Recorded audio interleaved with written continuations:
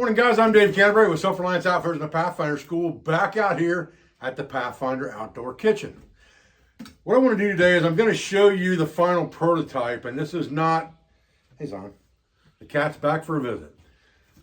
I'm going to show you the final prototype of the Pathfinder French press. This is a 48 ounce French press based on our 48 ounce mug, our growler mug. Now, there have been some changes that we've made to this along the line. It's been in development for well over a year. If you remember my original videos talking about the original prototype, and we've made some changes since then to improve this and make it more versatile. And so I'm going to discuss some of that with you today, and I'm going to make some coffee in this real quick. And then we're going to use it for some other cooking things today that I'm going to show you. But first, let's talk about the features of this pot and changes that we've made so you guys are up to speed on that. It has not been released yet, will not be released. Again, will not be released till probably fourth quarter of this year.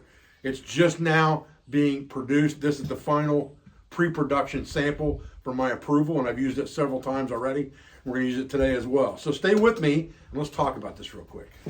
Okay, so real quick at the beginning of this video, let's go over this French press because I can't tell you how many questions. When's this thing coming out? Whatever happened to that French press?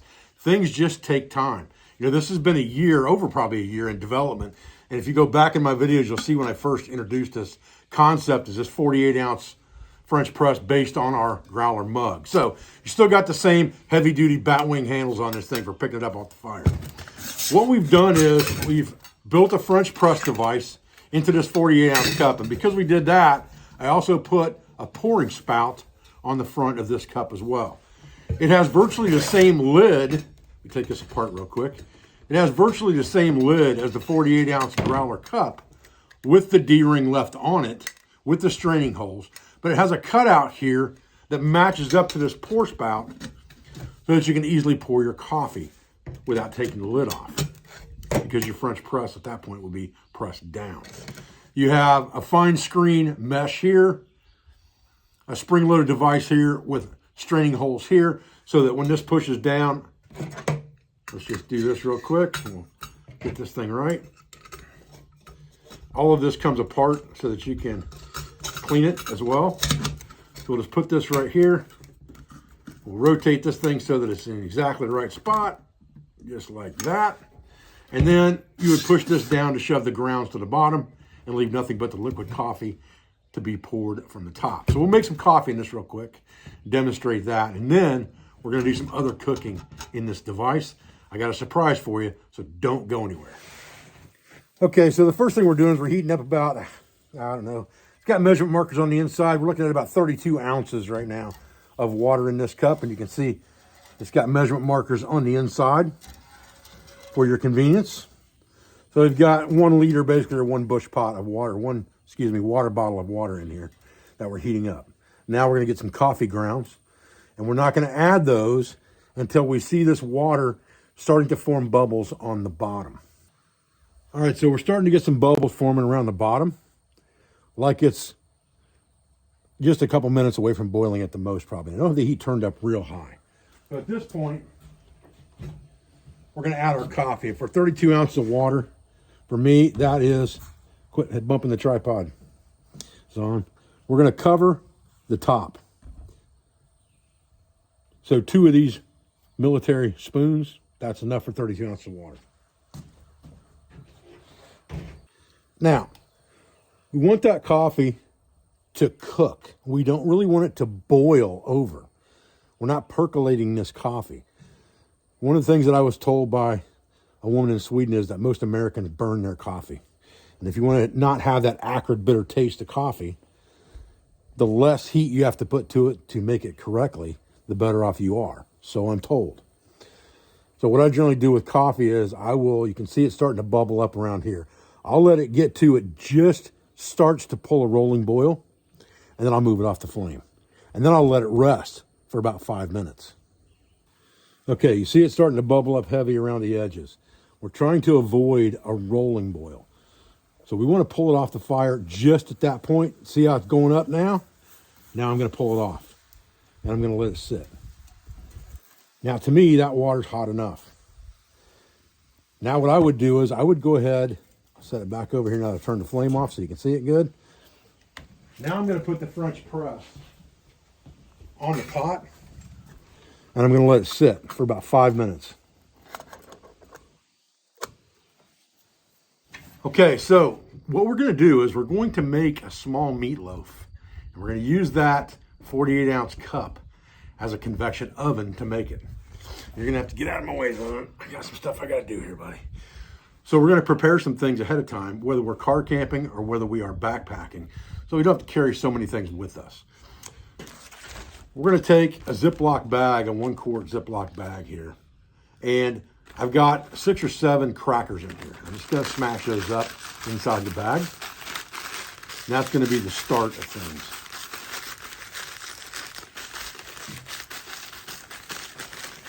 And I'm just going to smash them up pretty good. Not quite to dust, but pretty good. And then I'm going to open that bag because this is where we're going to add our ingredients, okay? Now, we've got a bag of soup greens here. Generally, for a meatloaf, you would just use something like an onion cut up. This has got onion in it, but it's also got some small things in it like carrots and celery and parsley and things like that, and some other types of greens. This is a really convenient thing to carry around, so it works really well. I'm going to take a heaping spoon of that, this is just a military spoon, and put that in the mix as well. And close this bag up, set it aside. Then I have some powdered milk here. That powdered milk, I'm going to take 1/4 of this spoon, or thereabouts, and put that in. Then I have some favorite dish, sweet and sassy garlic pepper. All right, so we're going to have some garlic and some heat to this a little bit, and that's always good. And we're not going to use a lot of this. In fact, I think I'm just going to use the shaker and kind of look what's going in. And just kind of judge how much I want in there by how much is shaking into the bag. A lot of this stuff's not true recipes. It's just, it is what it is, right? All right, so that's good there. Now, that takes care of our dry ingredients. Now, we're also going to need an egg for this. So we're going to need some ground beef. And then we're going to need a sauce or a glaze for the top. And my preference on that would just be Sweet Baby Ray's. You can take that stuff off and you can pour it into a smaller container, like some kind of a plastic single shot whiskey container of some sort, like Fireball or something like that, and just carry those bottles with you into camp. And they would make a really good one meal situation where you know you're going to cook that meatloaf tonight. So you fill up one of those bottles with Sweet Baby Ray's. That's what you're going to use on the top of your glaze. Done deal. And then you can just take that with the rest of your plastic, carry it out, toss it when you're done. So we've got a tube of ground beef, and we don't want any really lean beef, but we don't want stuff that's got a huge amount of fat in it. So we just bought regular ground beef from Walmart. We're going to use about half of this, or maybe 3/4 of this 1-pound roll to go into our bush pot or our growler pot to make our meatloaf. And what we're going to use to do that with is we're going to use one of these pans, okay? And these aluminum pans, you can buy these for like $5 for $1.25 at Walmart. And this is what we're going to make our meatloaf in to cook it once our coffee's done. So we'll talk about that in just a minute now that we have all of our ingredients together, except for an egg. We also need an egg, and we can do that a couple different ways. If we're in a camp scenario where we've got a cooler and things like that, we can carry eggs with us. If we are in a backpacking scenario, then we can use powdered eggs for this. But it's better, if you possibly can, to use a raw egg, because that's going to give you that pasty consistency that you're looking for when you make your meatloaf. Okay, so we've let this sit for about 5 minutes, and now all we're going to do is push the French press to the bottom. That's going to force all the grounds to the bottom of the pot. We don't have to pour any cold water in there and shock anything that way. And now, we're ready to pour a nice cup of hot coffee.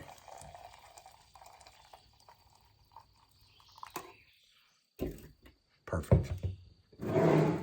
Okay, so the next step is to prepare our ingredients for this meatloaf. We're going to use this pan real quick. And I've got an actual raw egg here. So we're going to use a raw egg. Put it in the pan first, and we're going to beat that really good in the pan. And the reason for that is it's just shallow. It's easier to beat the egg in this pan than it is in that container, really. And we're going to cook in it anyway, so it's not going to matter. I'm going to beat this egg really good. And then we're going to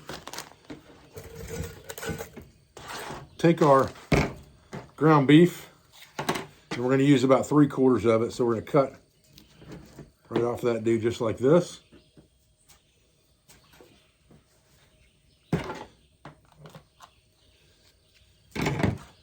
We're going to squeeze that bad boy into this pan,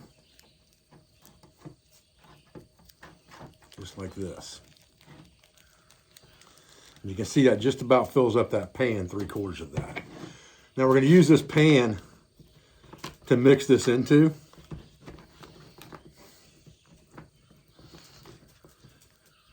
And I'm going to kind of separate this in the middle, just like this, inside this pan to begin with. And I'm going to pour my ingredients in here as well.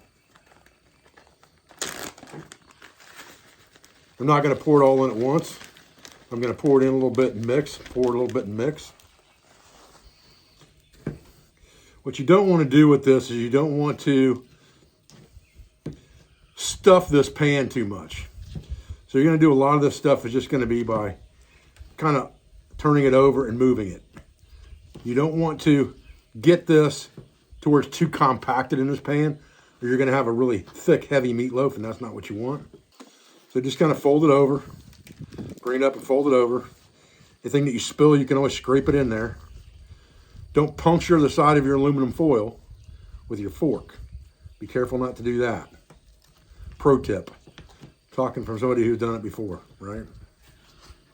Remember, you've got that egg on the bottom and you're trying to get that to the top. So you're going to want to mix this and turn it over a few times in here. All right, this will be the last of our dry ingredients that we had to mix in here. We've got a little bit that we spilled here. We'll go ahead and get it back inside.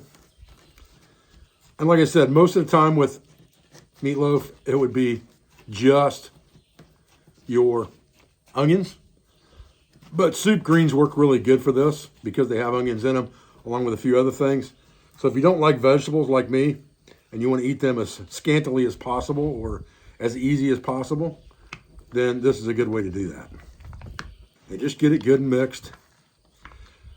Pick it up, turn it over, pick it up, turn it over. Again, you don't want to smash this down. You want to keep it kind of aerated in there. Okay, like I said, all of this comes apart. So you can screw this right off of here just like this. Screw this knob off the top just like this. Pull your lid off. Put this back together so you don't lose it.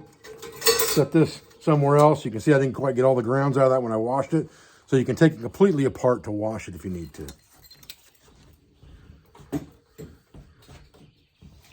Now, what we're going to do is we're going to lay this cup sideways like we do a bush pot. And we're going to slide this pan right inside of it just like that. We're going to put our lid on it just like this. Now, because we have an opening here, a gap, we have a way to stick a meat thermometer down in there if we want to check our temperature. But we can also just take it off the fire and do the same thing. And then we're just going to set that right on a grate, just like this, kind of centered on that burner. We're going to put that dude on a medium heat for a little while.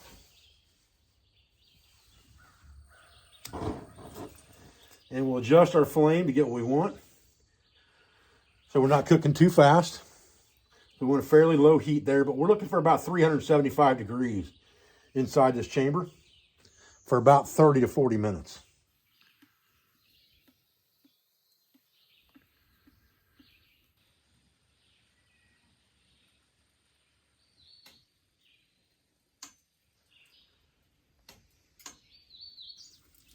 Now we're going to want this to be up to temperature before we glaze it.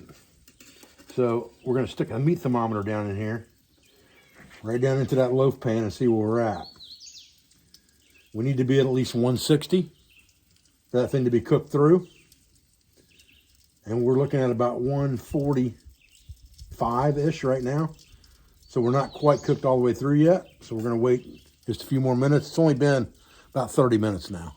So we're getting real close now. We're gonna pull this dude out. And for about the last 10 or 15 minutes, we're gonna put some glaze on here. And I'm just gonna use a Sweet Baby Ray's right out of the bottle here. Like I said, you could put this in a smaller bottle very, very easily. For a one-time use deal, just to make a meal like this. It ought to be pretty good. And now, we're just gonna shove that dude right back inside there, just like that. Scoot him up here on the fire a little bit where he's even. Get our lid back on.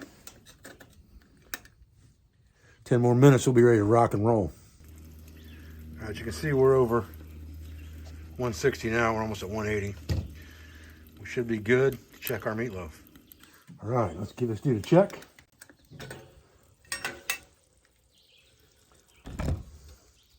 Cat's bumping into the tripod here. Oh man, look at that.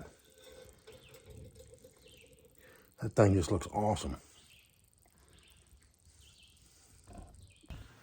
Okay, meatloaf wouldn't be any good without mashed potatoes. So, we get 2 cups of water on the boil here. Don't need that much heat for sure. Get 2 cups of water on the boil and make some instant red mashed potatoes here. These Idahoans are about my favorite. Get these things for about $1 a package at Walmart. 2 cups of water, bring it to a boil, chuck them in, stir it up till it gets thick, let it sit, ready to rock and roll. So we'll cook this last. Okay, we're just about to a boil here. We'll go ahead and grab our Idahoan potatoes and cut that bag open. And all we're gonna do is let that boil and then we're gonna pull it off, turn it off and pull it off. Give her just a little bump here at the end.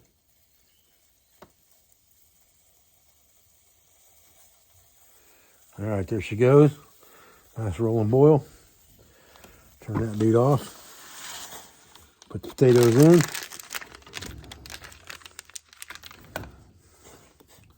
Stir that up real good. And this should start to thicken up almost immediately. World's greatest spatula here. Here we go, look at that. Quick and simple, just like that. And we'll let those things sit for a few minutes and they'll be ready to rock and roll. Okay guys, so bring this meatloaf over here. We'll let this thing rest for a good 5 minutes here, so we'll see what we got. Probably gonna cut right through the bottom of this dish with this sharp knife. I wouldn't doubt that a bit. All right. Almost got it out of there. Yeah, this knife's not the way to go with this at all. Cut another chunk off of this thing real quick here, and then we'll just get in there and get that with a fork. Get out of there, Zon. Zon. You want some of this? Get over there and get it. Stay out of mine, boy. It's hot. It's hot, Zon. It's hot.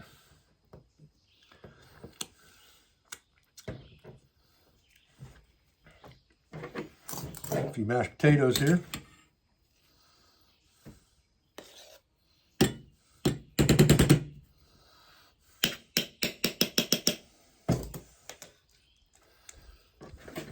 Man, oh man. That don't ever look good. I don't know what does. Well, I gotta tell you, my cat's eating this stuff like it's free, so it must be pretty decent. So we'll give her a shot here. Oh yeah. Holy cow. Whee! Man, that is some good meatloaf right there. Oh man. Wow. Yeah. Like that all day.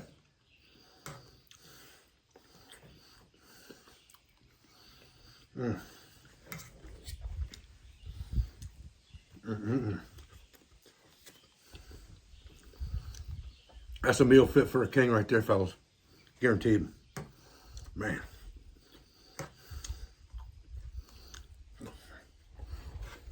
You done? You want more?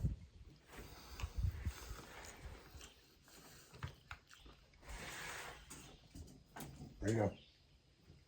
Okay, guys, well, I appreciate you joining me today. I want to tell you just a little side thing. I didn't show it on video, I don't think, but a lot of people have asked me about that Kopeka coffee. If you make coffee the way I showed you just a minute ago, and you add just a standard creamer to that, like you buy at Walmart or whatever, and brown sugar, it will taste exactly like Kopeka. So if you like the taste of that Kopeka coffee, that's the way you make it without buying it by the packet. You can just use some kind of a Folgers breakfast blend coffee is what I use. And then brown sugar and just any cheap creamer from like Walmart brand or something like that works fine. Mix that together, you got Kopeka. Now, this bad boy here, very simple recipe, very easy to cook. You can carry most of the components with you, even if you're backpacking, although you're gonna need something to at least keep the hamburger cold, unless you buy a can of hamburger, which you can buy canned meat, and then some type of a raw egg you really want, unless you want to mix that up to make it liquid first with a powdered egg and then add it to the ingredients. And that would be fine too, if you want to do it that way, I think. But this is an easy, simple way to make a really good meatloaf and mashed potato dinner. And we really didn't use anything except this 48-ounce cup and a cheap pan that you can get $5 for $1.25. Guys, I appreciate your views. I appreciate your support. I thank you for everything you do for our school, for our family, and for our business. All our sponsors, instructors, affiliates, and friends. I'll be back with another video in this cooking series as soon as I can. Also, guys, don't forget to go to the Self-Reliance Outfitters channel and check out the cooking videos with Matt Mercer. Cooks up all kinds of good stuff. Videos are released on a regular basis there. Check it out. I think you'll enjoy. Make sure you subscribe. Make sure you hit the notification bell, and I'll see you guys on the next video. Thanks.